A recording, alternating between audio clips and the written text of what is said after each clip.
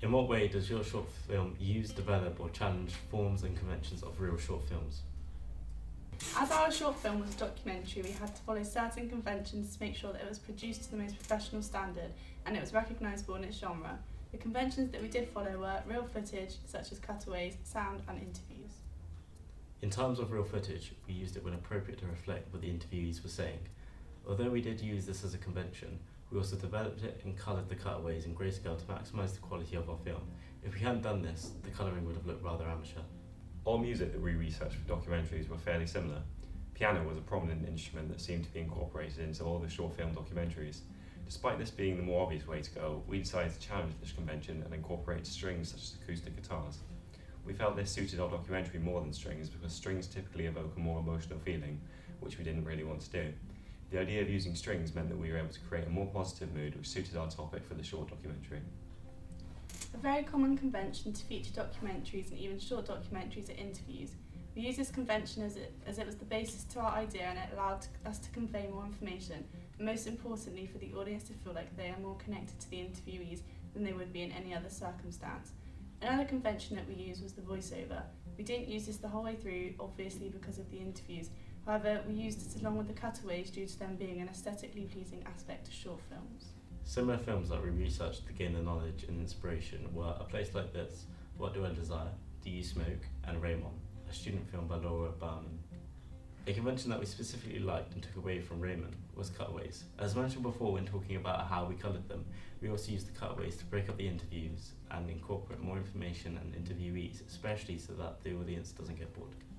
Jump cuts were a documentary convention that we decided to go against using.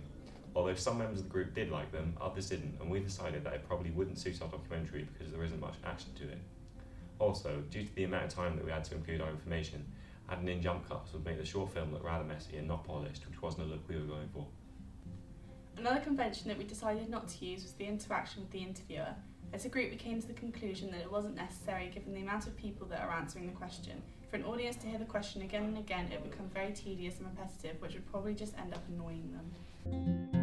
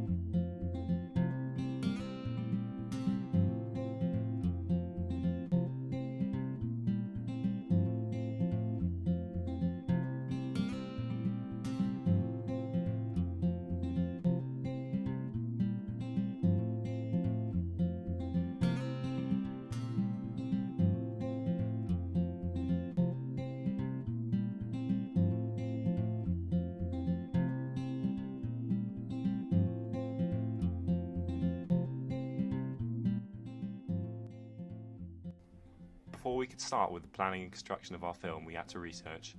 To do so, we used the internet and sites such as shortoftheweek.com to look into a variety of short films, so that we had a range of research that we could use to our advantage. Alongside sites like shortoftheweek.com, we used YouTube, where similarly we could watch short films to present on our blog, on which we presented on the website WordPress.